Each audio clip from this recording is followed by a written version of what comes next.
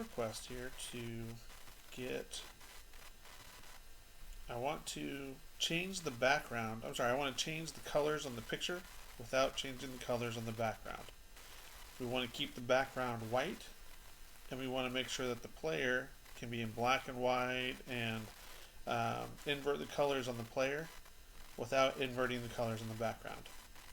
So to do this, we need to choose the fuzzy tool. So for right now, if I were to just take my colors here and I were to invert them, the background changes to black because it was white, and now it's inverted to black. So we don't want that. I'm going to undo, and I need to select. What it's doing is right now the entire picture is selected, so it's changing everything that's selected. I only want to select the player. I don't want to select the background. So to do that, I need to use the fuzzy tool. This is our fuzzy select tool. If yours is showing this symbol here, this is select by color. We don't want that. So we want the fuzzy select tool. Switch to fuzzy select, should look like a little wand with a star. I'm going to click and drag to the right.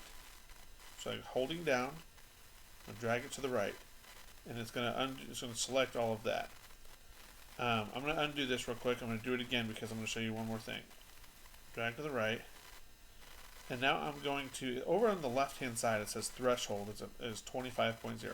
I'm going to drag a little bit more, 41.5. I'm going to drag a little bit more.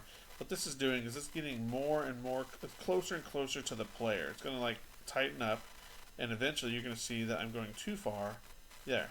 And now I've got some white color in his arms and on the basketball, and I don't want that. So I'm going to go back to the left. I'm still holding down my button. I never let go of that mouse button. I'm going to drag it back to the left a little bit. There we go. I know I can go slightly more. There we go. So 16.5 looks good to me. I'm going to go ahead and let go. And right now I have all the white selected around here. Okay, I need to select the white on the inside too. So I'm going to hold down shift and do the exact same thing again. So hold down shift, drag it, continue drag, keep going. It's going to tighten up. Oh, too much. Come back. Got a little bit on his neck there. There we go. It's about as tight as it's going to get over here. And then I'm going to do the same thing over here. Hold down shift and drag until it's tight. That looks pretty good right there. And let go. So now I have all of the white selected, and I don't want the white selected. So what I'm going to do is I need to select the player. I need to select everything else except for the white. So I go up to the select tab, and I'm going to choose invert. And if you notice over here on the right, the white part was the white part is what I have selected right now. So it's the player. So if I select and hit invert again, right now the white part of the picture is the white part over here, which means that's what's selected. I need it to be the player, so select invert, and now the player is what's selected, and the white is not.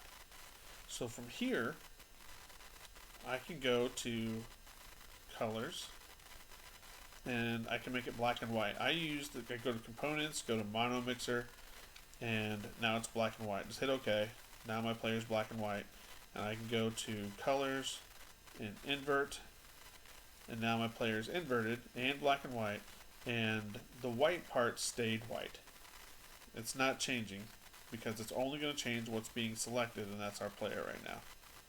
So the only other thing that should do it for us. So if you have any questions or anything, let me know. I also, a lot of times I'll go ahead and crop to the selection just to make the picture smaller.